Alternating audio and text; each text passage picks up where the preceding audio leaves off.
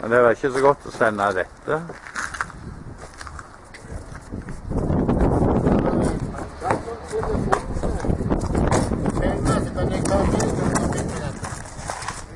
Vi må ta den en gang herifra da.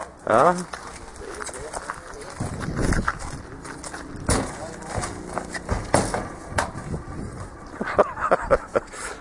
Jeg er faen helt imponert, altså. Ja.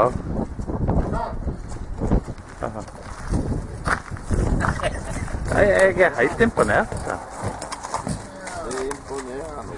Ja, du greier dette med alle hestene, Ola? Ja, men det er jo ikke alle som går like fort med. Jeg husker når man holdt på med den bussen her, der holdt den på en time. Ja, men den er på et kvarter i dag. Trykker du bare igjen for å stoppe, Ola? Ja, vi bare trykker en og ser på det.